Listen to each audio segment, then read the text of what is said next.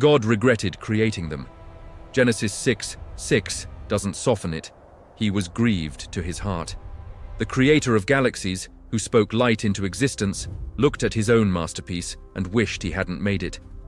What kind of world drives its maker to that point? What happened in the 656 years between Adam's first breath and the first raindrop that had never fallen before? The answer begins with a number that breaks every assumption you have about human mortality. 930 years. That's how long Adam lived. Not a symbolic number, not a metaphor. 930 years of breathing, thinking, remembering. Genesis 5 records it as plainly as a death certificate, and Adam wasn't exceptional. Seth lived 912 years. Enosh made it to 905. Kenan reached 910. Mahalalel lasted 895 years. Jared survived 962 years. And then there was Methuselah, 969 years, the oldest human being who ever lived. Born 687 years after creation, died the exact year the flood came. Some scholars believe his name means, when he dies, it shall come. A prophetic warning embedded in a birth certificate. Think about what 969 years means. You watch your great-great-great-great-great-great-great-grandchildren grow old and die while you're still walking around.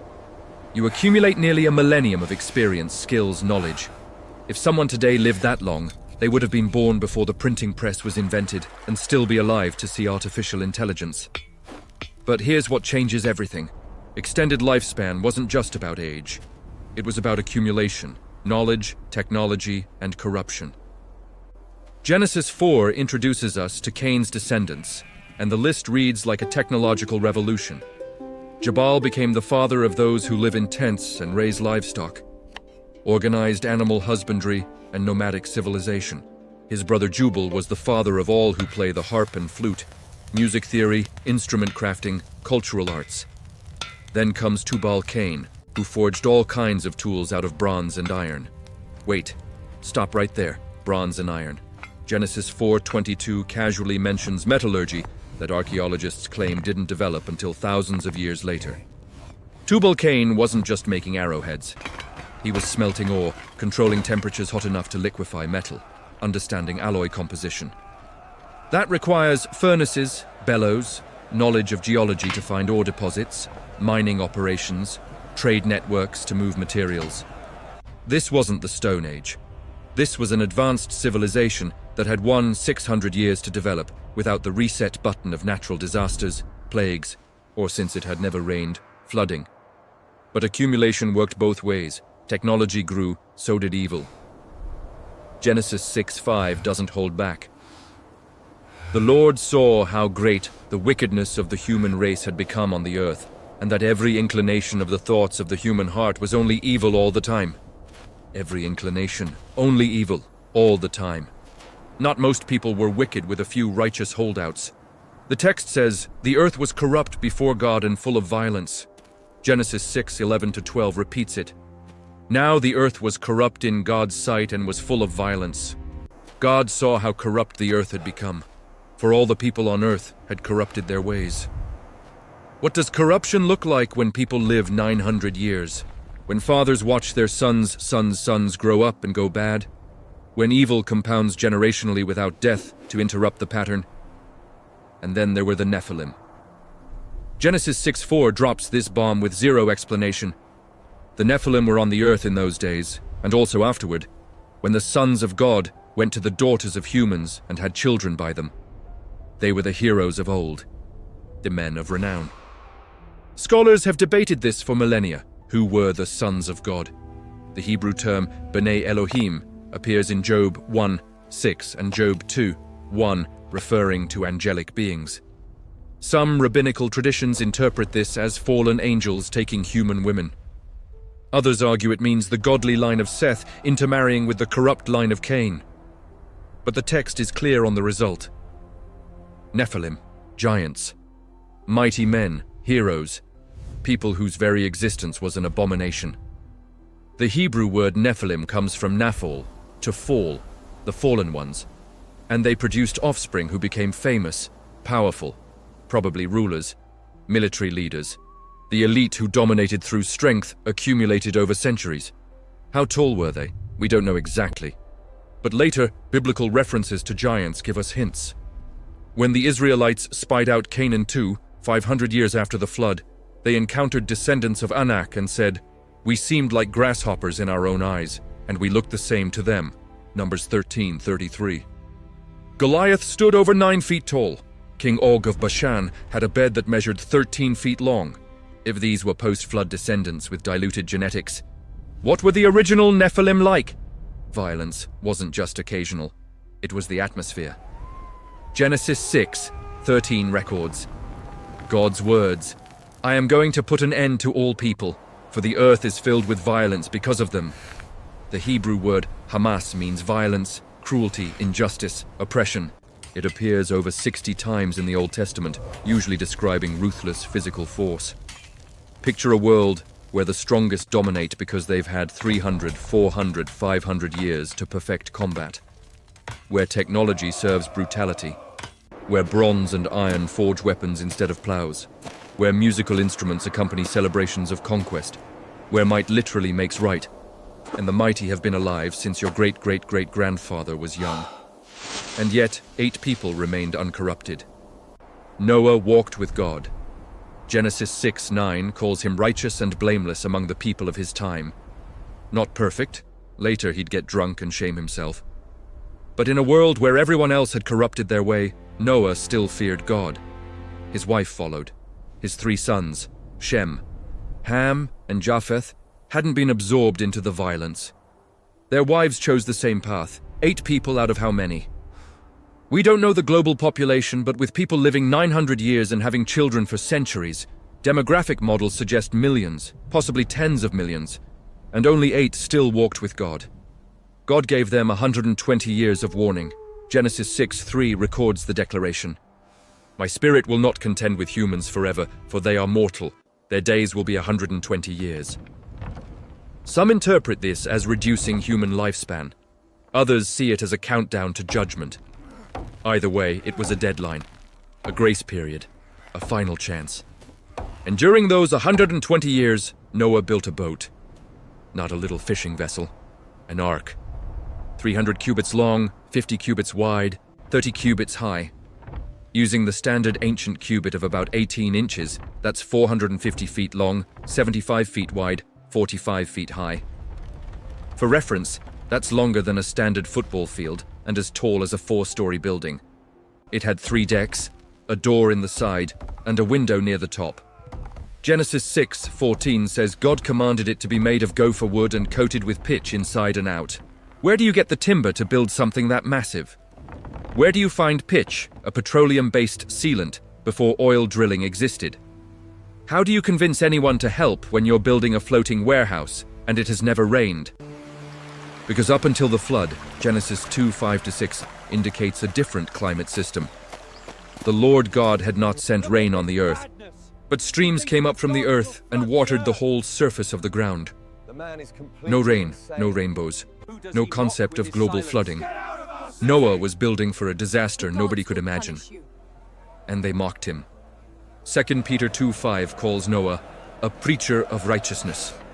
He didn't just build silently, he warned, he proclaimed. For 120 years he told everyone what was coming. For 120 years, they laughed. Can you imagine the ridicule? A man in his 500s, middle-aged by their standards, spending over a century constructing a massive wooden ship on dry ground. His sons helping, his wife supporting, and every day neighbors passing by, shaking their heads. There goes crazy Noah, still working on his boat, still preaching about judgment, still claiming God told him water would fall from the sky. The technological civilization around him kept advancing. Bronze tools got sharper. Iron weapons got stronger. The Nephilim got more powerful. Violence intensified. And Noah kept building. But here's the detail that changes everything. Noah didn't gather the animals. Genesis 7:9 says, "Male and female, they came to Noah and entered the ark, as God had commanded Noah." They came. 2 of every unclean animal, 7 pairs of every clean animal and every kind of bird. Some drawn by instinct God placed in them, others possibly herded by angels, but Noah didn't hunt them down. When the last animal entered, Genesis 7:16 records something terrifying. Then the Lord shut him in. Not Noah, God. The Creator personally closed the door. That means at some point, maybe hours, maybe days before the rain, there was a moment when someone could have knocked and still gotten in. But nobody did. And then, God himself sealed it. On the 17th day of the second month of Noah's 600th year, the fountains of the great deep burst forth and the floodgates of the heavens were opened. Genesis 7:11-12 describes it. All the springs of the great deep burst forth and the floodgates of the heavens were opened, and rain fell on the earth 40 days and 40 nights. Not just rain from above, water from below. The underground reservoirs mentioned in Genesis 2 erupted. The planet was being torn apart from two directions simultaneously, and it kept coming for 40 days. The water rose 15 cubits, about 22 feet, above the highest mountains. Genesis 7:19-20 specifies this.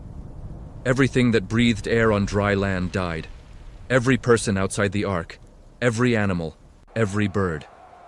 Genesis 7:21-23 doesn't spare details. Every living thing that moved on land perished. Birds, livestock, wild animals, all the creatures that swarm over the earth, and all mankind, everything on dry land that had the breath of life in its nostrils, died. The Nephilim drowned. The mighty men were swept away. The cities with their bronze gates collapsed under water pressure. The forges went cold. The musical instruments fell silent. The technological achievement of 656 years was buried under miles of sediment that would later become fossils, coal deposits, oil reserves. 8 people floated in a wooden box, surrounded by the corpses of an entire civilization. How long did they hear the screaming? How many people swam to the ark and pounded on the sides, begging to be let in? Genesis doesn't tell us, but the door was shut. God had shut it, and there was no going back. The ark floated for 150 days before the water started receding. Genesis 8:3-4 tracks the timeline precisely. 5 months. On the 17th day of the 7th month, the ark came to rest on the mountains of Ararat. But it wasn't until the first day of the first month of Noah's 601st year that the water had dried up from the earth. Counting from when the flood started to when Noah finally left the ark, over a year. 371 days trapped in a floating barn with thousands of animals. Nowhere to go, nothing to see but water stretching to every horizon.